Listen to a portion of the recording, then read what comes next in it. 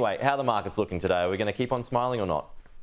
Pete, I'm sorry to report that we're going to be under a little bit of pressure when we kick off this morning. The futures are telling us that we'll be down by a little over 0.75%, and that reflects what's been another challenging session, particularly on Wall Street last night. Although at the heart of it, what we're actually seeing is better economic news that is translating to this concern around whether or not the Fed's going to be in a position to raise rates between now and the end of the year, bearing in mind that we started off with some very ambitious hopes, if you like, that we'd see rates cut by around 0.75% between now and the end of the year. That's looking a lot more circumspect now. So at this stage, whether or not we see a rate cut in coming months is very much in question. This came at the hands of stronger retail sales numbers last night. That pushed interest rates higher and it pushed stocks lower. They actually surrendered their early improvements. The Nasdaq, which is arguably most sensitive to interest rate movements, down 1.8%.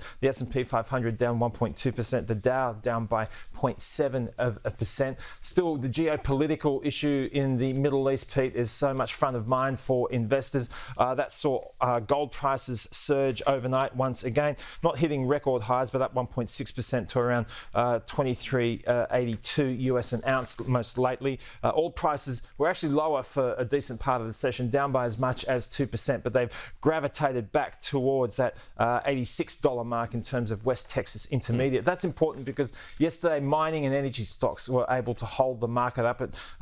Those two sectors stopped the market from falling further into negative territory. It's a question of whether or not that will happen again today. We've got some very important economic news out of China, growth numbers today, Pete. These will be central to whether or not the mining and energy stocks will be able to hold up to the extent that they did yesterday.